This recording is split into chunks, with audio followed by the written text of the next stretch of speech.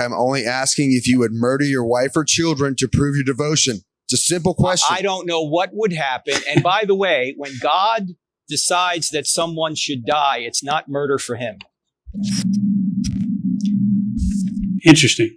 If it's not murder for him and he's commanding you to do it, then it really wouldn't be a sin for you to follow the will of God. So it wouldn't be murder for you either. Dr. Turek, God commanded you to murder your wife or children to prove your faith in God. Is your current devotion not enough to prove your faith? Must you murder your children as Abraham was instructed? First of all, I don't know what I would do. This is a simple yes or no question, Doc. I don't know what I would do in Abraham's position. That's a good question. You know who really struggled with that? Soren Kierkegaard, who wrote a book called... He doesn't know what he'd do. Hey, the Lord of Lords, Jesus Christ, God, who he has 100% complete faith in, comes down, stands before him and asks him to sacrifice his family to prove his devotion, and he doesn't know what he'd do? That's absurd. Is your faith strong enough to murder your own children? Or by the way, the answer is yes. Like I don't even care what religion you follow. You could be a Muslim, a Jew, a Christian, a Hindu, a Buddhist, an atheist, all right? If a God stands before you and asks you to do something, it's a dumb question. I'm thinking, and since it's a dumb question because the answer is always yes. New Jersey, it's really hard for me to do, so give me a minute.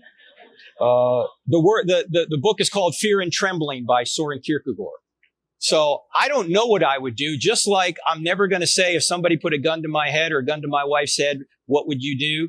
Because Peter tried that. I'll never deny you, Lord. And what did he do?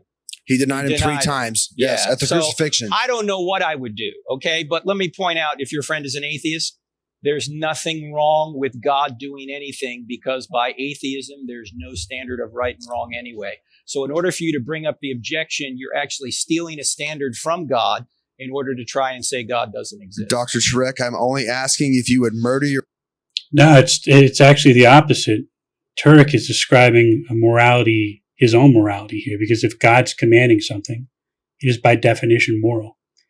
So if he asked him to kill his family, his only reservation to saying yes would either because he's worried about the crowd's reaction, because he knows that humans' standards are different than God's, or he lacks faith. Your wife or children to prove your devotion. It's a simple question. I don't know what would happen. And by the way, when God decides that someone should die, it's not murder for him. Because God kills all of us. He's even more proving this guy Cody's question. It's like, look, so it's not murder for God. At some point. And he's the only one that can resurrect us. So we don't have the right to murder people, but God has the right to kill people anytime he wants. He can strike me down today, tomorrow, anytime he wants. And it's or he could command it.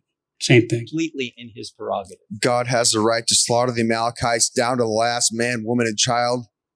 God has the right to take us out anytime we want, because if Christianity's true, men don't really die. We just change location. And God can... Even worse that he hasn't said yes yet, because if that's true, God commands you, kill your family. His family's not even dead. They're just changing location. So it's just purely arbitrary. You can do that anytime you want. So thank you for your question. Hey, why would you clap to that? It is stunning to me that massacre and genocide gets applaud in this building. God demands slaughter, massacre, and genocide. All right, Cody, there's nothing wrong with genocide if atheism's true. And there's nothing wrong with killing your family if God demands it of you, as Abraham did, right? And was rewarded.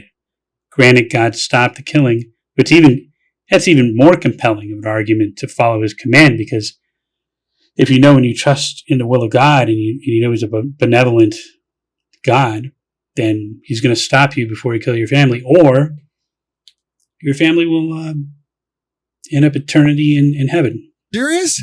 If atheism's true, there is nothing wrong with genocide. I am an atheist and I oppose genocide in every possible in every way. But that's just your personal opinion because there's no standard beyond you which says it's wrong.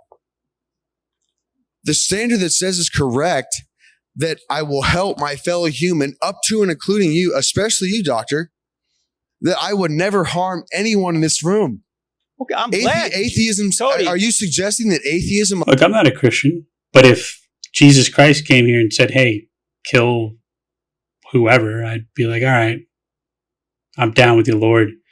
I know you're real now.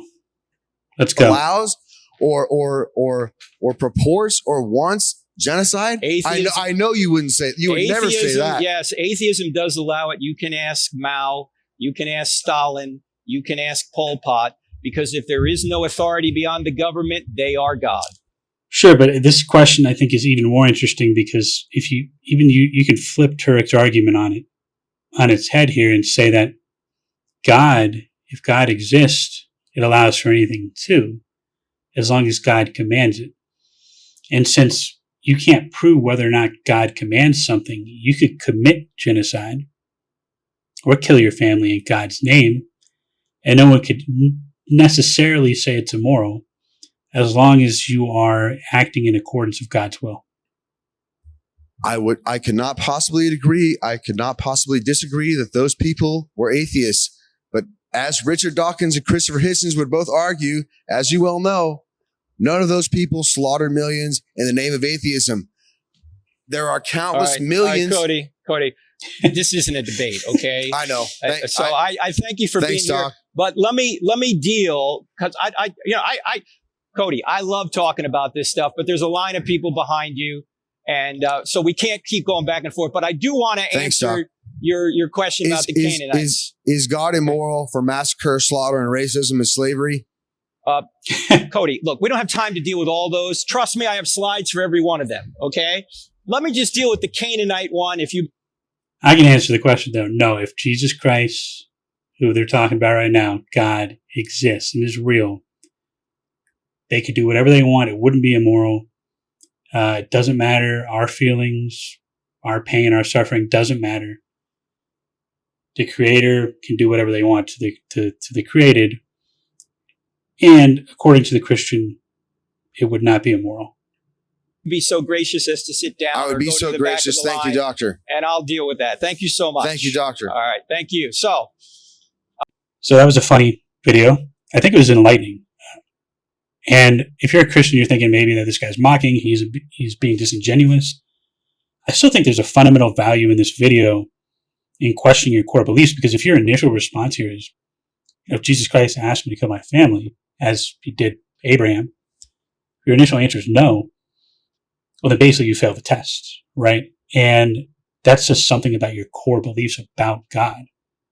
If you don't have that much trust and faith in God, then perhaps maybe your reasons for being a Christian aren't exactly what you think. It could be fear, community, who knows what it is.